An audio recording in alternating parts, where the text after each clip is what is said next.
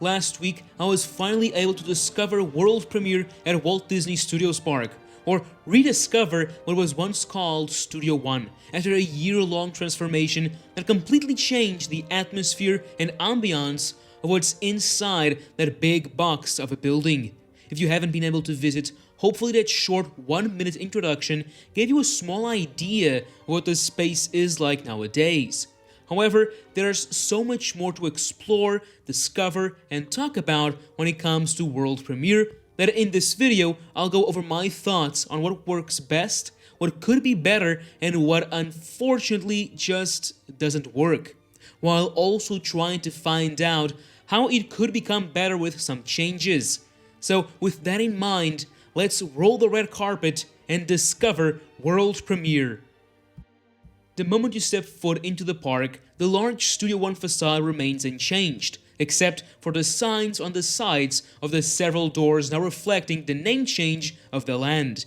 As you push the doors to make your way into the building, it becomes clear that inside is much darker than what it used to be. In fact, this plays an important role on the storytelling of this new version.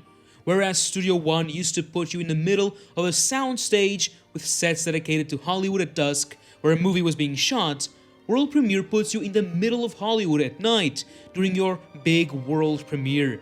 There are hints here all around of what the new story of the park is, and it begins the moment you enter what is currently called the front lot, but also the Disney Studios.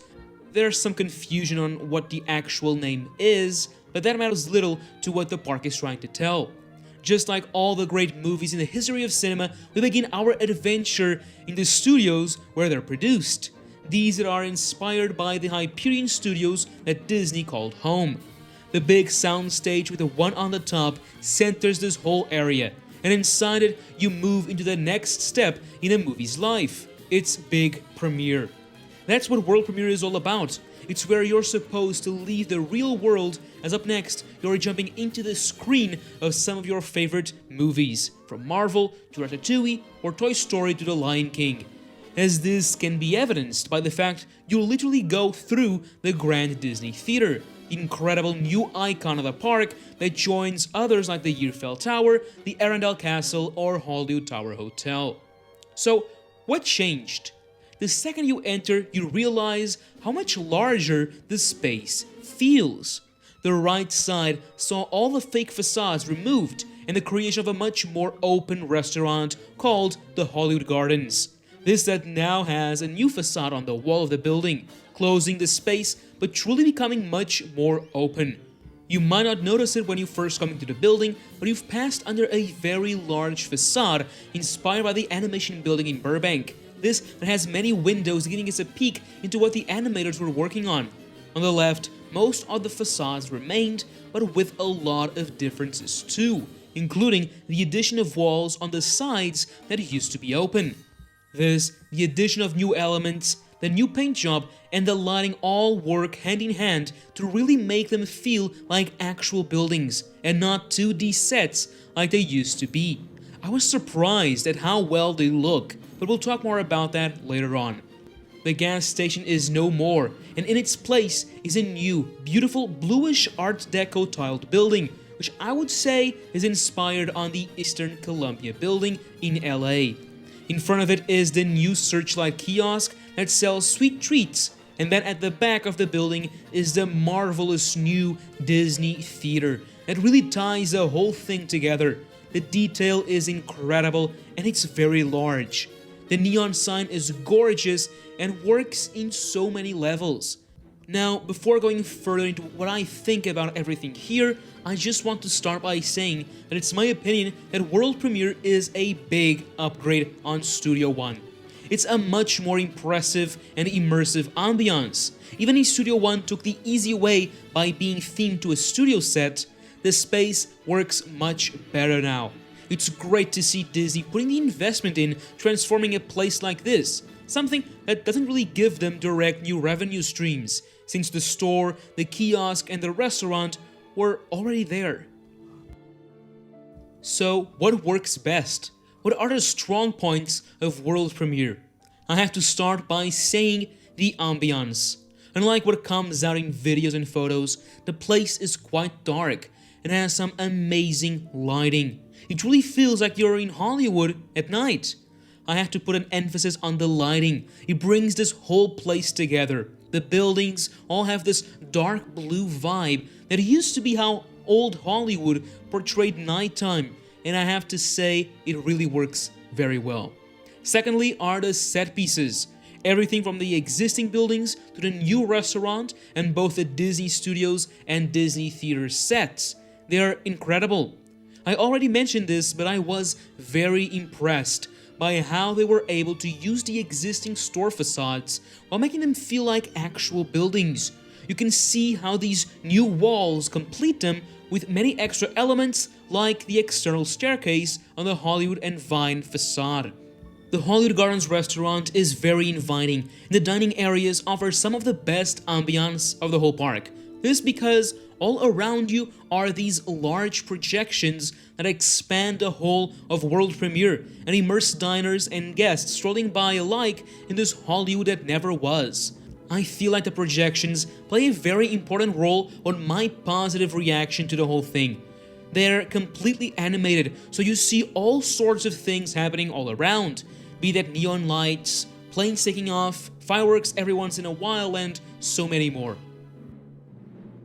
The facade itself is very realistic, and I love that you can still go eat your meal on the upstairs level, which gives you some incredible views of the whole thing. The large trees inside the restaurant and all the string lights help with hiding what's one of the worst sides of World Premiere, the ceiling, which makes dining here feel more immersive than anywhere else inside. The new awning on the park side of the building works very nicely in blocking direct sunlight coming into World Premiere. That matters a lot when you're trying to create a place where it's always night. Another thing I think it's worth mentioning is just how fun it is to go around looking at all the small signs and decor, because there are so many Easter eggs, from the Holly Walk of Fame with Disney characters, to all the posters on the wall to the side of the Disney Theater, or even the big radio station shack, which is a callback to Imagineering. There's so much to discover. So when it comes to the majority of elements here, there's a lot that truly works very well. Unfortunately, there's also some things that take away from the experience. So what's not great, but it's not bad? What could World Premiere do better? One of the weaker points that cannot be ignored is definitely the ceiling. Now, there's a few reasons why I don't consider it as something that absolutely doesn't work, and that's because, in first place, in a third of the area it can be easily ignored, this being in the Hollywood Gardens restaurant. If you're sat down and enjoying your meal, chances are that your view of the ceiling is blocked by either the large trees, the awning in the queue and windows, or the string lights. All of this works well enough to hide what's going on above your head. Secondly, there are a few diagonal strips of black fabric that hide portions of the ceiling, more precisely the catwalks where all the light equipment and others are placed. These work best the moment you first enter the building, when your first instinct is to look around at both sides and up. Of course, once you start making your way down, these don't hide much, but it's obviously still better than nothing. And the third reason is because of how it used to be. This was themed to an actual studio soundstage, so nothing was hidden and the whole ceiling was visible with plenty of light everywhere, making this a big upgrade compared to what it was just over a year ago. Now, unfortunately, it's not good enough to sell the immersion, which is just sad because it could add so much. Is there any way this could be fixed? Well, there's a few things to consider. First of all, the fact that a lot of lighting equipment needs to be up there and somewhat visible in order to shine that dark blue light all around. So whatever it is that could be done would still have to leave some openings for the lights. There are also other problems that include regulations, but without that in our minds, something to hide the majority of the ceiling should definitely be done, perhaps with long stretches of the same fabric they used with some fiber optic lights to create stars, much like what was done right above the Disney Theater or the Disney Studios building. Those look incredible, and it's sad that there's no continuation of them through the whole thing. The other thing I think could be better are the food options. Now, Hollywood Gardens is currently the only large restaurant that sells burgers in the park, and I understand how that needs to exist in a theme park. It takes on the role of the Hyperion Cafe in the Disneyland park. I had the opportunity to eat here, and the burgers weren't bad. They were nice, in fact, better than Hyperion, even if that's not saying much. While they're loosely themed to the space the restaurant is in, I feel like there could be something more to really complement World Premiere. Then there's the Searchlight kiosk, which I really enjoy the look of. Here you can grab some sweet treats like donuts, and that's it. The donuts are way too sweet, and while a few of them are fun and inspired by Disney characters, I would prefer to see something more in theme, or even the Mickey pretzels as seen in the original concept art. So that's it for what isn't good but isn't awful. So what is? What just doesn't work in World Premiere? Now, I haven't said much about the store, honestly. I don't think it's bad in any way. The Mickey's of Hollywood boutique has redeeming qualities, like the Art Deco styling, the colors, and the golden statue and other elements around the store. However, what I don't understand is how they could possibly leave the ceiling like that. There are a few lights, but above them it's a void. However, if it were just a void, then okay, but it's not. You can see all the cables, walls, and stuff. Just stuff that you shouldn't be able to see. It's crazy how if some loosely themed ceilings were added, how much better it would be, and more importantly, how much more realistic it would become. The products sold here aren't anything special either. It's mostly generic Disney merchandise, but that's not really the main problem in my opinion. Now, we come to a topic that I take quite seriously, and that's the music. I once wrote an opinion article on the blog, which I link down below if you are interested, about how a simple change completely ruined the front lot for me. That change being the removal of the incredible music loop that it used to play since the park opened for a literal playlist of Marvel and Pixar scores. World Premiere's soundtrack isn't as atrocious at front lots. There's a few scores that I think work nicely, including the new rendition of the Cinemagique theme. That's by far the highlight. However, once Pirates of the Caribbean starts playing, the immersion of the Hollywood that never was and always will be is completely stripped away. Music should be the cherry on top.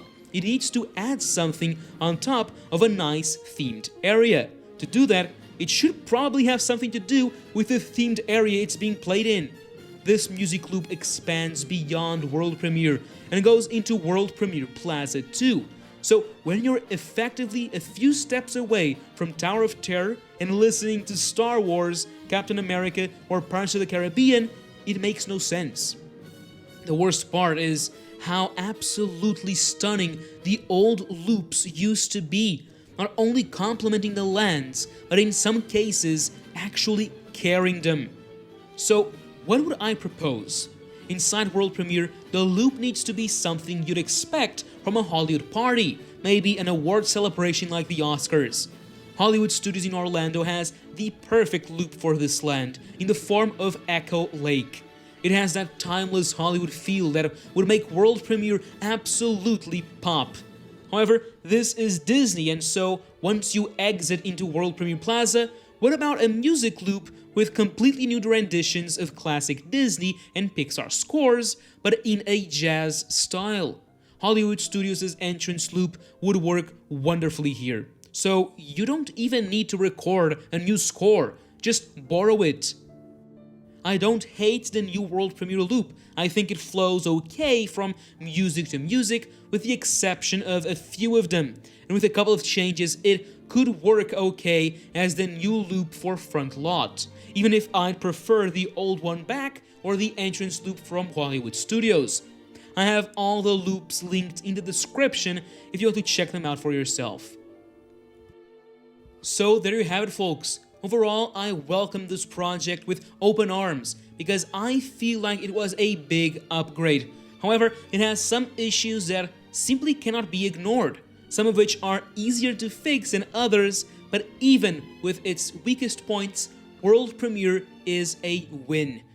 Now, what do you think about this newish area of the park? Have you been able to visit, or what are you most looking forward to see for yourself? Let me know down below. And now, as always, thank you for watching, and that's a wrap.